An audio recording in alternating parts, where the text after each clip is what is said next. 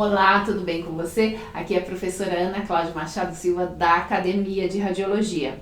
E você sabe como as radiações ionizantes são blindadas?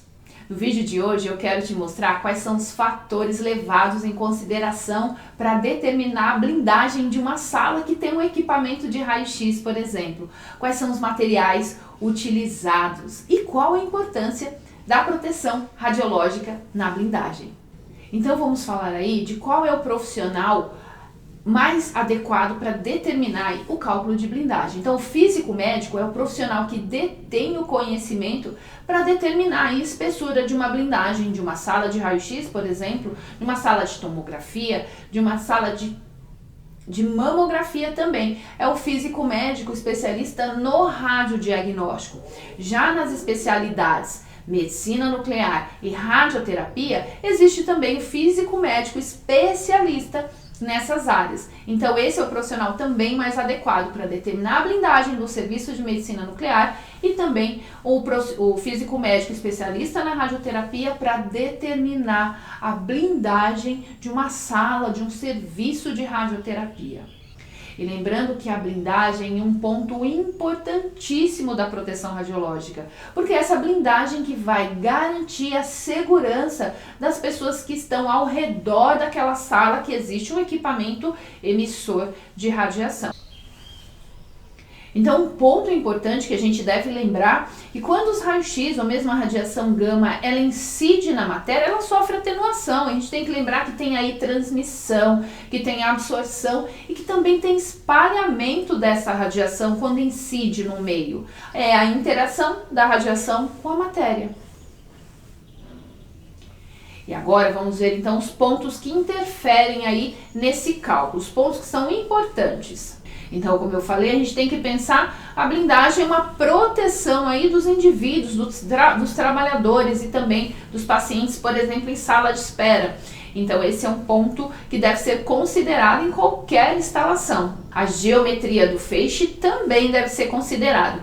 Porém, aqui eu não vou abordá-lo de forma profunda. Então, fatores como build-up, taxa de Kerman no ar e fluência do feixe, eles são considerados, porém eu não vou abordar para simplificar a sua compreensão dos fatores que vão interferir aí no cálculo de blindagem. Tem que se levar em consideração também a energia do feixe. Então, significa que você precisa ter informações técnicas do equipamento que vai ser instalado naquela sala, quais as características técnicas dele, energia daquele feixe, o modelo do equipamento, porque isso interfere aí no cálculo da blindagem. E a gente nunca pode esquecer da legislação vigente. Então quais são as normas, quais são os limites de dose para cada uma das áreas, ou seja, para as áreas livres e também para as áreas controladas. Então quais são esses limites de dose que a gente vai considerar naquele cálculo, porque a gente sempre vai pensar na vizinhança daquela sala. Então eu tenho ali um posto de enfermagem, eu tenho um corredor, eu tenho uma sala de espera. Isso deve ser considerado, são os fatores importantíssimos aí nesse cálculo, no qual a gente vai ter os limites de dose para essas áreas. Então, por isso a gente tem as classificações, áreas livres e áreas controladas. As áreas livres são as áreas onde estão todas as pessoas que não são trabalhadores com as radiações. E as áreas controladas são onde esses trabalhadores estão. Então, os limites de doses são diferentes. Por exemplo, o limite de dose anual para a área livre é de 1 milisievert por ano. Então, aí a vizinhança é extremamente importante que a gente saiba detalhadamente o que nós vamos ter ali naquela vizinhança, ou o que a gente já tem ali naquela vizinhança em relação às atividades e essas áreas. E aí vamos ver outros pontos também importantes nesse cálculo. E aqui já quero deixar claro o que são quando a gente fala das barreiras primárias e secundárias, o que são essas barreiras?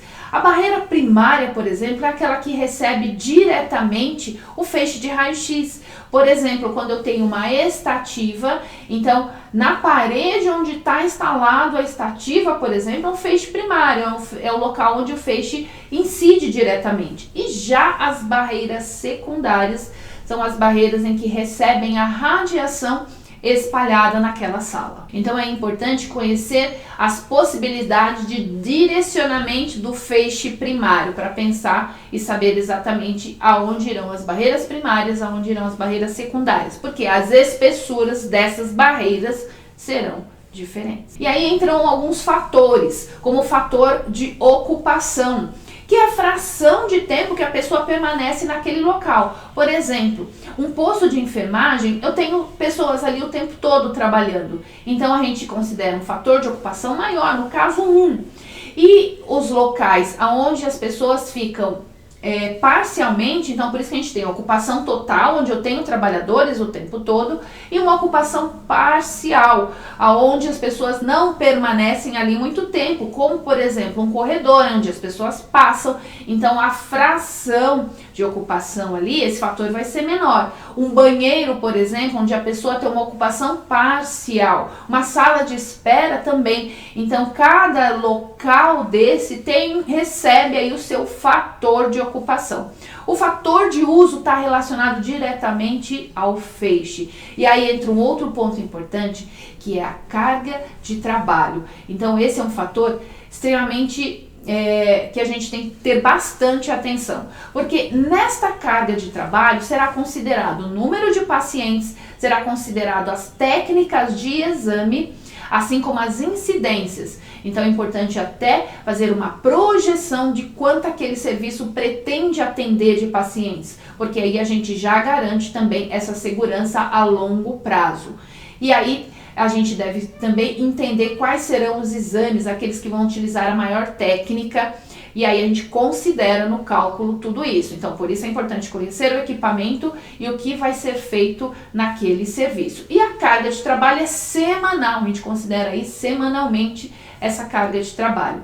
Então, conhecer bem o equipamento, as características técnicas do equipamento, quantos exames, quais são os exames e as técnicas que serão usadas nesses exames. E aí eu quero mostrar mais alguns pontos. As distâncias. Então, é extremamente importante que a gente tenha as distâncias exatas de onde o equipamento está instalado ou será instalado até as blindagens, até as barreiras da sala. E o que isso significa na prática? Que salas pequenas nós teremos que usar espessuras de blindagens maiores. Já salas mais amplas, salas maiores, nós vamos ter aí uma blindagem menor, justamente por causa da lei do inverso do quadrado da distância. Lembra que você provavelmente aprendeu isso lá em proteção radiológica? Tá vendo como isso tem aplicação no dia a dia? A gente usa exatamente o inverso do quadrado da distância para determinar também a parte da blindagem.